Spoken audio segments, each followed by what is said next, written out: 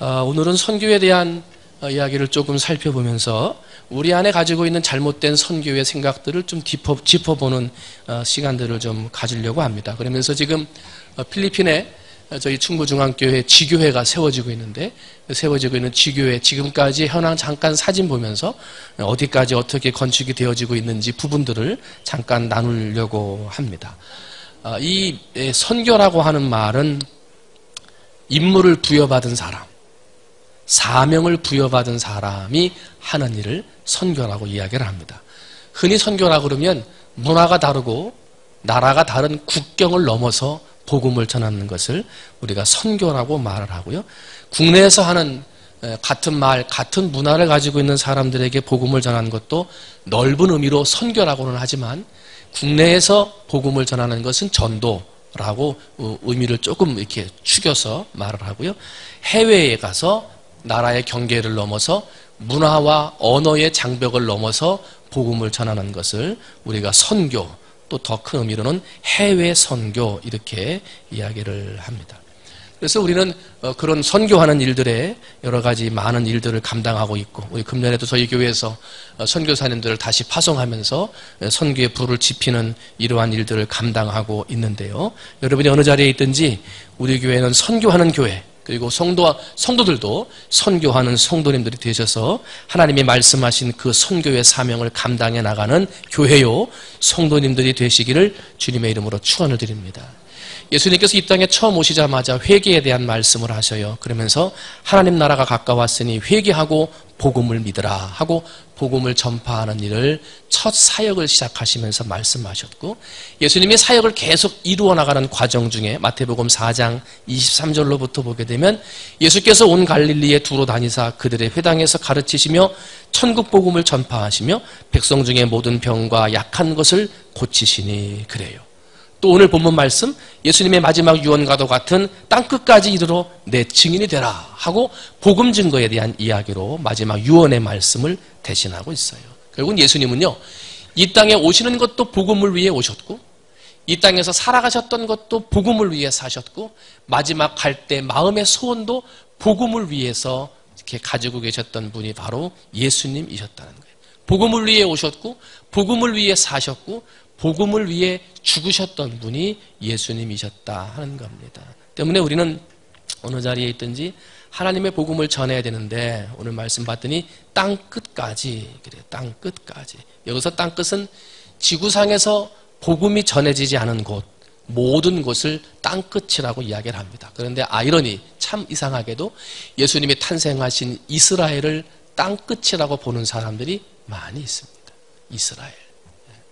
나중에 이제 선교에 대한 이야기를 하면 그 부분은 조금 더 선교의 지도를 보면서 왜 이스라엘이 땅끝일 수밖에 없는지 그런 부분들을 좀 볼 수 있는 시간들이 있으리라고 생각을 하고요.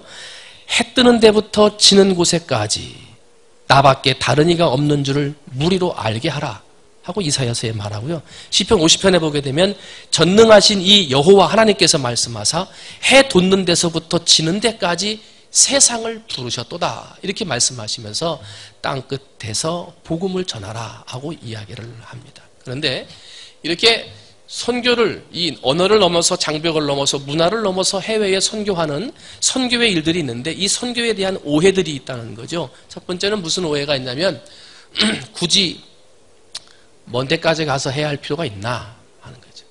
아직 내 주변에 전도해야 할 가족이나 친척이나 이웃들이 있는데 굳이 먼 데까지 가서 해외에 선교를 해야 되겠는가 하는 오해가 있다는 거예요. 이러한 말은 어떻게 보면 좀 맞는 말 같기도 합니다만은 성경을 살펴볼 때는 비성서적인 말입니다. 성경에서 말하고 있는 것하고는 틀리다는 거죠. 만일 국내에 있는 내 가족이나 친척이나 내 이웃들부터 다 전도하고 그런 다음에 외국에 나가서 복음을 전해야 한다고 한다면, 영국이라고 하는 나라에 태어나서 그 나라를 두고 아프리카에 가서 선교하다가 순교했던 리빙스턴 선교사님들이라든지, 인도 선교를 위해서 자기의 가족과 나라를 두고 한평생을 헌신해서 인도 땅의 복음화를 위해 살았던 윌리엄 캐리와 같은 선교사라든지, 오늘 우리가 낮에 살펴봤던 서서평 선교사, 어머니와의 단절을까지 마다하면서 우리나라에 와서 복음을 전했던 선교사라든지 대동강 강변에 자기의 목이 잘려 그 피로 순교의 씨앗을 뿌렸던 선교사라든지 자기 유대 민족을 다 복음화하지 못했으면서도 유럽에 복음을 전하기 위해 목숨을 걸고 갔던 사도 바울과 같은 사람들은 그러면 가장 비성서적인 사람이요 자기 마음대로 전도한 사람들이 되어버리고 만다는 거예요. 내 나라를 완전히 복음화하고 내 이웃을 완전히 복음화한 다음에 외국에 나가서 복음을 전해야 한다면 예수님의 복음은 지금도 예루살렘을 벗어나지 못했을지도 모르는 것입니다. 국내가 완전히 전도되고 복음화되기를 기다린다면 지금도 죽어가고 있는 아프리카의 사람들, 공산권, 회교권, 불교권에 있는 사람들, 지금도 추수할 일꾼을 기다리며 생명이 어떻게 되는지를 모르고 죽어가는 수많은 영혼들에게는 누가 가서 복음을 전할 수 있겠습니까? 우리가 복음을 모를 때 목숨을 걸고 와서 복음을 전했던 수많은 선교사들이 있었기 때문에 우리나라에 복음의 열매가 맺혀졌어요. 때문에 우리는 복음의 빚을 지고 있습니다. 복음의 빚진 자. 여러분, 빚진 자의 마음을 가지고 설교 한번 했습니다만 빚진 자의 마음을 가지고 여러분에게 어떠한 은혜와 어떠한 하나님이 재주와 재능을 주시든지 그것을 가지고 땅끝까지 이르러 주의 복음을 전할 수 있는 여러분이 되시기를 주님의 이름으로 축원을 드립니다.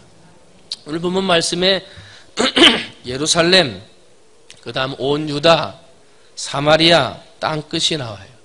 그러면 예루살렘 모두 전도하고 그 다음에 다 한 다음에 유대로 가고 다 한 다음에 이방 나라인 사마리아로 가고 그 다음에 땅끝까지 가는 거 아니냐 하고 말하시는 분들이 계신데요.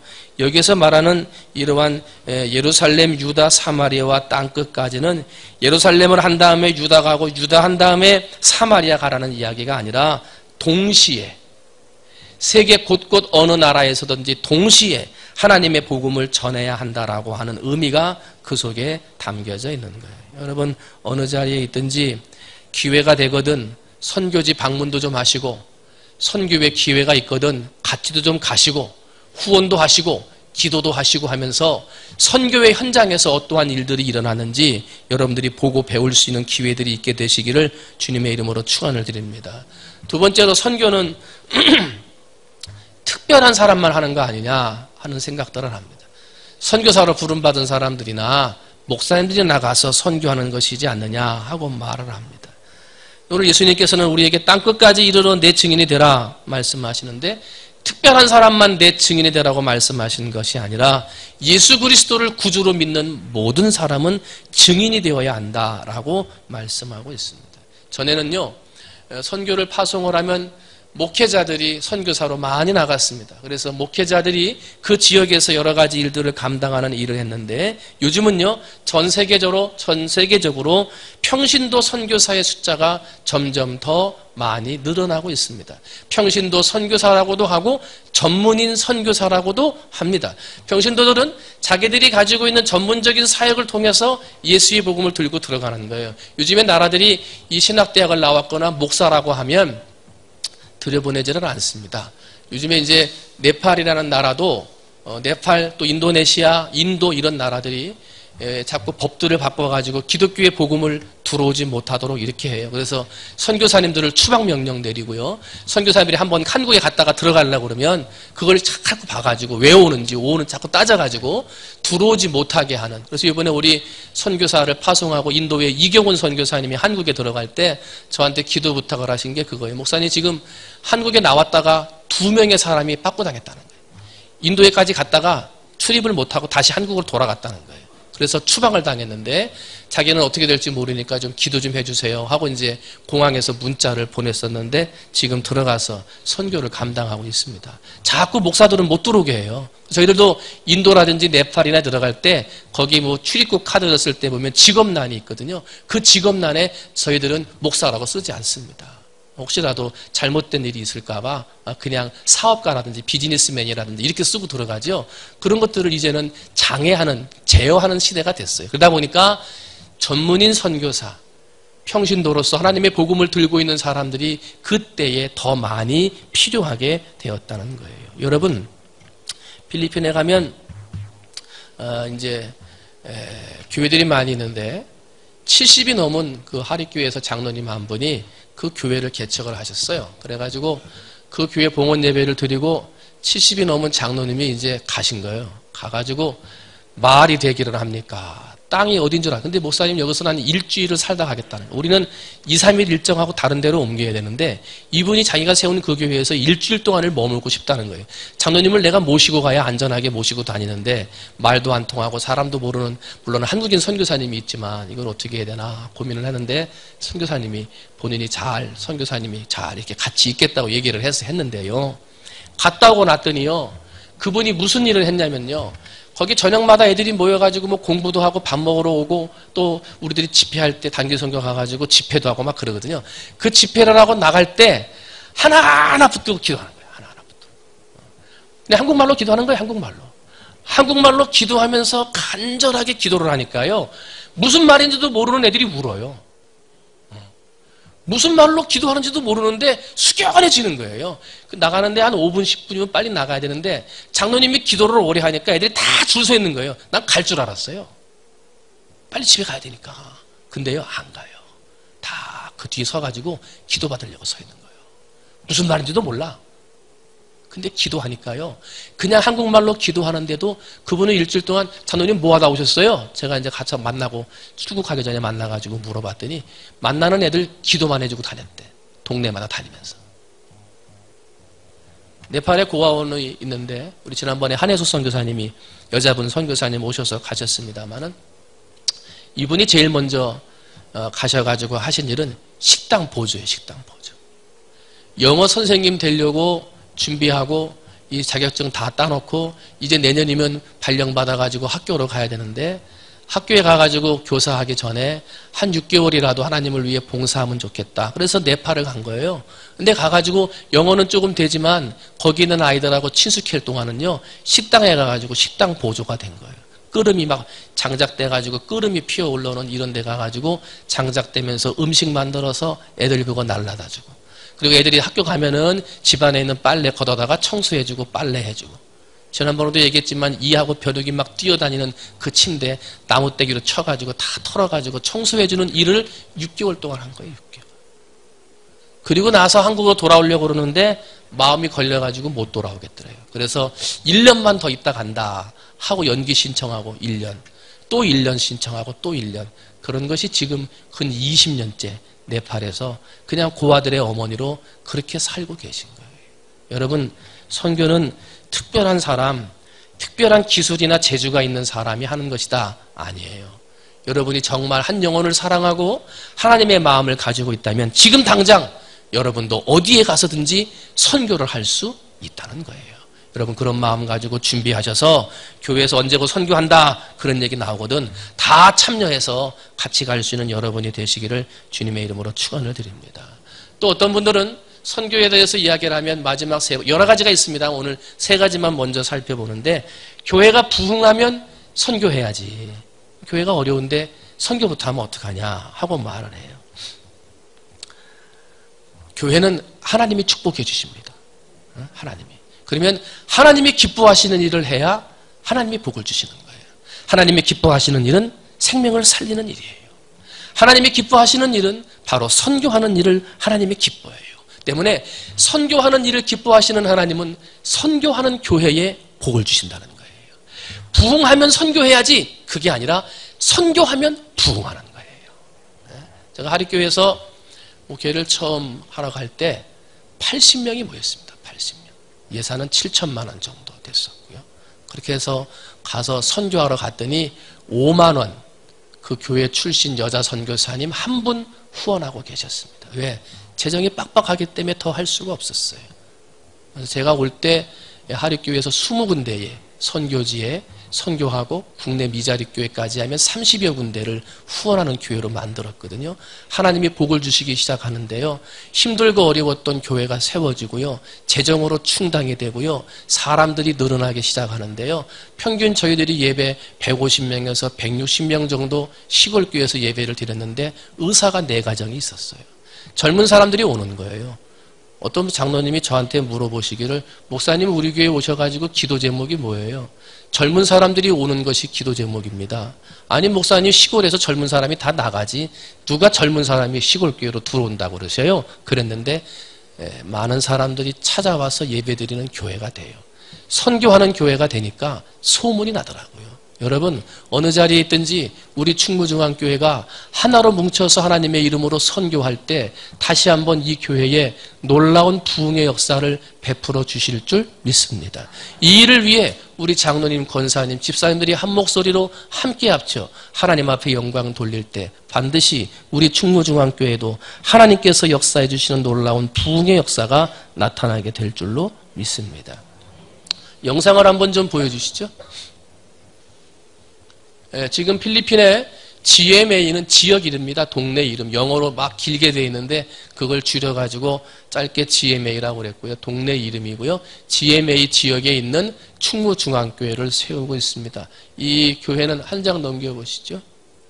네, 지금 이제 저희들이 총 건축 헌금으로 2,800만 원 헌금을 저희들이 전달하게 되고요. 그래서 2,800만 원 가지고 하는데 1,000만 원 조금 넘는 돈으로 교회 옆에 있는 땅을 사서 우리들이 돈 준 걸 가지고 이제 땅 산 것 감사해서 먼저 기도하고 있고요. 저 끝에 똥 파란색 옷 입고 혼자 계신 분이 하이메 목사님이라고 필리핀 현지인 목사님이 되겠습니다. 그래서 이 기도하면서 땅을 지금 고르는 이제 일들을 진행을 하고 있고요. 요게 이제 사진이 이렇게 됐는데 그 전에는 여기에 나무들하고 막 잡풀들이 우거져 가지고 사람들이 들어갈 수 없을 숲이 되어 있었습니다. 그런데 이제 그걸 다 쳐내고 땅을 저렇게 골라 가지고 이제 저 땅을 매입을 하게 된 것이죠. 그 다음 장이요.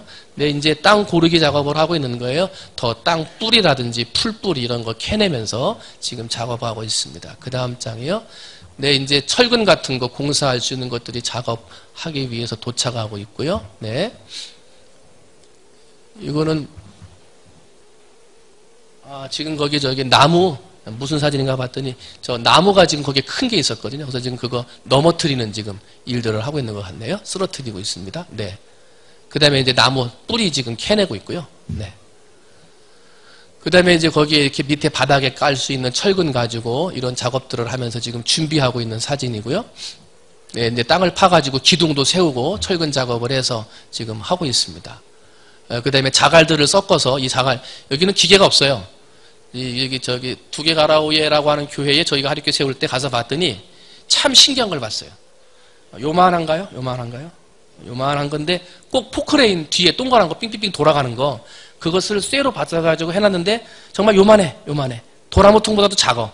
근데 그거를 시멘트하고 자갈을 넣고 사람이 돌려, 사람. 돌려가지고 쏟고 하는데 참 우리나라 1950년대 60년대에도 이렇게 건물을 지셨나 할 정도로 사람이 거의 작업을 합니다. 그래서 지금 저렇게 모래하고 흙 자갈 넣어가지고 지금 작업을 하고 있습니다. 그 다음에 이제 저희 콘크리트를 저기다 이제 삽으로 부어가지고 기둥을 지금 세우고 있는 작업을 하고 있습니다. 그 다음이요. 네, 기둥 세워진 사이에 지금 벽돌들을 지금 댔고 있죠. 사진이 조금 섞였는데 그 다음 장이요. 네, 이제 벽돌들이 이렇게 와가지고 지금 옆에 벽면들을 세우는 벽돌의 일을 하고 있습니다. 네, 그 다음 장이요. 다 됐나요? 네, 이렇게 해서 지금 옆에 지금 벽들이 요 마지막 사진은 이제 어제 저한테 지금 온 사진입니다. 페이스북을 통해서 그 목사님이 계속 사진을 올리거든요. 그렇게 해서 오늘은 무슨 공사를 하는지 지금 계속 사진을 올리고 있는데 저렇게 지금 길게 조금 낮은 쪽으로 벽돌들이 다 돌아갔네요. 네, 그래서 지금 저희까지 돌아가 있고요. 저희들이 이제 선교위원회에서 전도원 장로님 그리고 이 교회를 후원한 분들이 계십니다. 저희 교회에 우리 가만히 있어보자. 갑자기 강민재, 우리 강민재 집사님 가정에서 이 교회 건축을 하기 위해 후원을 하셨습니다. 그래서 원래 2,000만 원 저한테 약속하셔서 저한테 헌금을 해 주셨는데 건축 헌금이 2,000만 원이 아니고 2,800만 원, 건축만 2,800만 원이 들어갑니다. 그래서 그 800만 원은 교회에서 해야 되겠다고 생각을 하고 있었는데 마침 또 우리 강민재 집사님 아버님께서 교회 건축을 하기 위해서 평소에 조금씩 모아놓으신 돈이 있었고요.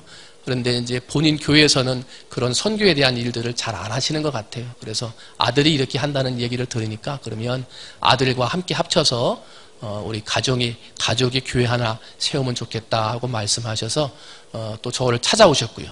찾아오셔서 헌금 전달해 주시고 가셔서 그것을 선교위원회 통장으로 넣고 선교위원회에서 한국인 이찬희 선교사를 통해서 지금 건축이 진행되게끔 이렇게 되고 있습니다. 그래서 다음 주 월요일 날, 요번 주 말고 그 다음 주죠.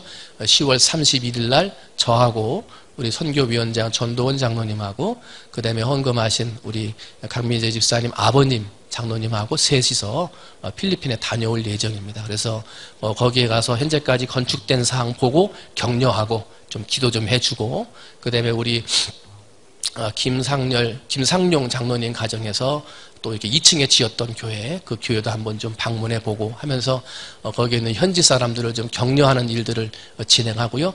그 다음에 필리핀 현지에 우리 충무중앙교회 재정을 위한 이런 우리 좀 단체를 지금 좀 만들고 있습니다. 그래서 개인에 의해 가지고 재산이 속박되지 않고 이 재단에 들어갈 수 있도록 충무중앙교회 재단을 지금 만들고 있습니다. 그래서 그런 재단에 사인되어 가지고 다 허락이 됐는데 허락되어져 있는 그런 서류들도 저희들이 이제 받아서 가지고 오고 이런 일들을 진행하려고 합니다. 여러분이 우리 교회가 세워지고 있다는 사실을 기억하셔서 끝까지 여러분이 기도하셔서 잘 건축될 수 있도록 그렇게 하시고 다 지어지면 또 우리 같이 상의해서 봉헌 예배도 성도들이랑 같이 드리러 가고 또 선교하는 일에 같이 더 열심을 내고 그렇게 하려고 합니다. 여러분들이 기도로 준비하셔서 교회에서 무슨 선교하는 일들이나 도움이 필요한 일들이 있으면 앞서서 헌신하시고 봉사하셔서 하나님 앞에 영광 돌리는 성도님들이 되셨으면 좋겠습니다. 부흥하면 선교하는 게 아니고 선교해야 부흥합니다. 그거 가지고 여러분이 앞서서 함께 헌신하는 여러분이 되셨으면 좋겠습니다. 기도하겠습니다.